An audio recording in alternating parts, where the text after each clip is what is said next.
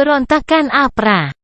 Pemberontakan Angkatan Perang Ratu Adil, APRA, adalah peristiwa kudeta militer yang berlangsung di Bandung pada tanggal 23 Januari tahun 1950. Kudeta Angkatan Perang Ratu Adil, APRA, dilakukan oleh pasukan KNIL, Koninklijk Nederlands-Indische Leger, di bawah pimpinan Kapten Raymond Westerling. Kapten Raymond Westerling adalah sosok yang dikenal dalam peristiwa pembantaian Westerling di Sulawesi Selatan pada tahun 1946 sampai tahun 1947. Sementara Angkatan Perang Ratu Adil, APRA, adalah kelompok milisi pro-Belanda yang didirikan Kapten Raymond Westerling pada masa Revolusi Nasional Indonesia. Anggota dari APRA kebanyakan direkrut dari bekas prajurit KNIL, terutama dari prajurit Regimen Spesiale Trepen, Regimen Pasukan Khusus, dengan jumlah pasukan APRA sekitar 2.000 orang pada 1950. Latar belakang pemberontakan APRA. Latar belakang timbulnya pemberontakan APRA adalah mulai dibubarkannya negara bagian bentukan Belanda di Republik Indonesia Serikat, RIS, yang bergabung kembali ke Republik Indonesia. APRA tidak menyetujui adanya rencana pembubaran Republik Indonesia Serikat, RIS, melalui hasil konferensi meja bundar di Den Haag tahun 1949.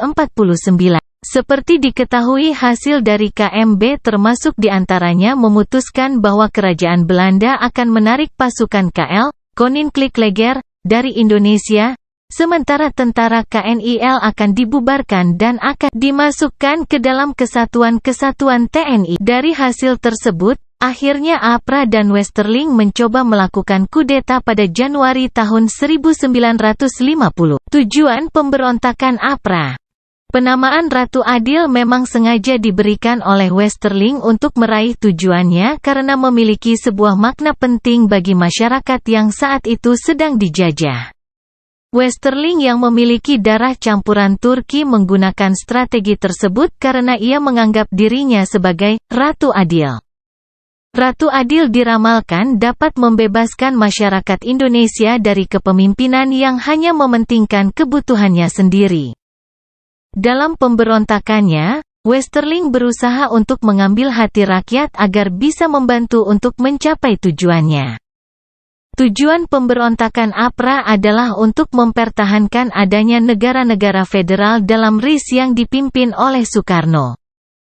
Sebelum meletusnya pemberontakan tersebut, yaitu pada Kamis, tanggal 5 Januari tahun 1950, Westerling telah lebih dulu mengirim surat ultimatum kepada pemerintah RIS.